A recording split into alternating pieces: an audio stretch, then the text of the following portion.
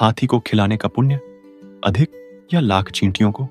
यह प्रश्न गहरे आध्यात्मिक, नैतिक और सांस्कृतिक विमर्श को जन्म देता है। भारतीय सनातन परंपरा में अन्नदान को सबसे बड़ा दान माना गया है। चाहे वह एक हाथी को हो या लाखों चींटियों को, अन्नदान का महत्व हमेशा अत्यधिक बताया गया है। किंतु जब हम तुलना करने का प्रयास करते हैं कि अधिक पुण्य किसमें है, एक विशाल प्राणी को भोजन कराने में या अनगिनत छोटे प्राणियों को भोजन कराने में, तब हमें इस प्रश्न को विभिन्न दृष्टिकोणों से देखना होगा। सनातन धर्म में यह नहीं कहा गया कि पुण्य की गणना केवल संख्या के आधार पर होनी चाहिए। यदि हम मात्र संख्यात्मक दृष्टि से देखें तो लाखों चींटियों को भोजन कराना अधिक पुण्यप्रद लग सकता है, क्योंकि इसमें जीवों की संख्या बहुत अधिक है।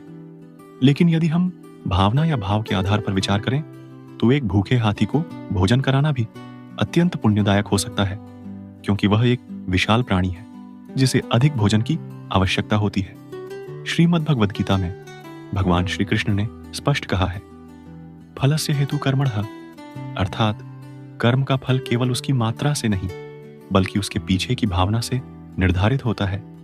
यदि कोई व्यक्ति दिखावे के लिए लाखों चींटियों को चावल के दाने डालता है लेकिन हृदय में अहंकार रखता है, तो वह पुण्य की अपेक्षा अहंकार अर्जित करता है। वहीं यदि कोई व्यक्ति सच्चे मन से भूखे हाथी को खिलाता है तो उसकी भावना उसे अधिक पुण्य देती है।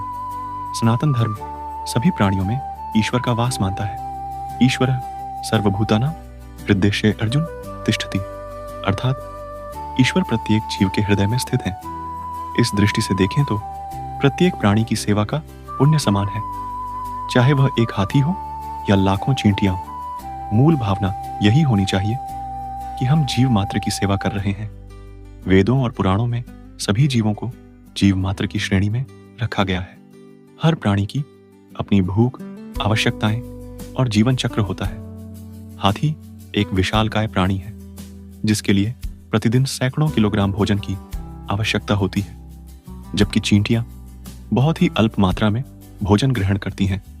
तुलना करने के लिए कुछ बातें, यदि हाथी को भोजन नहीं मिले तो वह कष्ट में रहेगा और शायद जीवित भी न रहे। यदि लाखों चींटियों को भोजन नहीं मिले तो वे अपने स्वाभाविक चक्र में भोजन खोज लेंगी। हाथी की भूख शांत करने से वह प्रसन्नता का अनुभव करेगा, जबकि चींटियां सामूहिक रूप से भोजन का उपयोग करेंगी।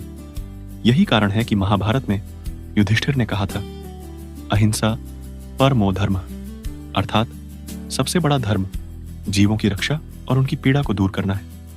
इस सिद्धांत से देखें तो हाथी की भूख मिटाना और लाखों चींटियों की भूख मिटाना दोनों समान रूप से पुण्यकारी कार्य है। लेकिन कौन सा अधिक पुण्यकारी है, इसका निर्णय भावना और स्थिति के आधार पर होगा। कर्मयोग के अनुसार पुण्य का मूल्यांकन केवल कर्म की मात्रा से नहीं बल्कि उसके प्रभाव से होता है।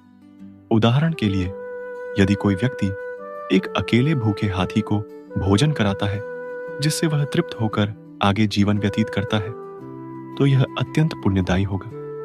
यदि कोई व्यक्ति लाखों चींटियों को भोजन कराता है लेकिन वे पहले से ही भोजन प्राप्त करने में सक्षम थीं, तो यह पुण्य अवश्य होगा, किंतु हाथी की भूख मिटाने जितना प्रभावी नहीं होगा।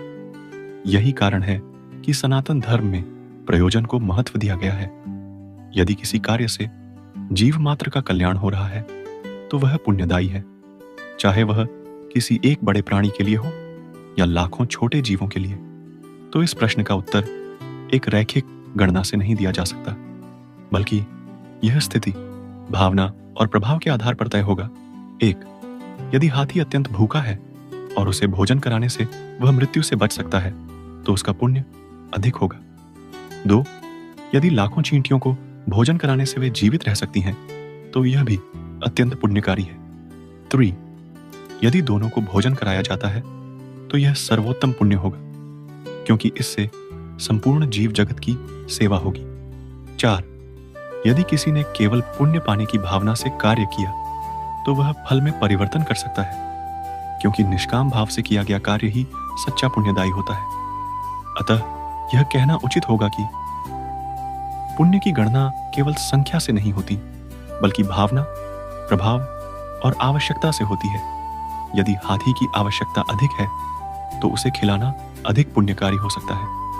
यदि लाखों चींटियों की आवश्यकता अधिक है तो उन्हें खिलाना अधिक पुण्यकारी हो सकता है। लेकिन सबसे बड़ा पुण्य तब होगा जब हम बिना तुलना किए सभी जीवों की सेवा में तत्पर रहें। सर्वे भवन्तु सुखिनः, सर्वे सन्तु निरामया, अर्थात सभी सुखी हों, सभी निरोगी हों। यही सनातन धर्म का सर्वोच्च सिद्धांत है। हरे कृष्ण। आप भी अपने प्रश्न कमेंट्स में लिखिए।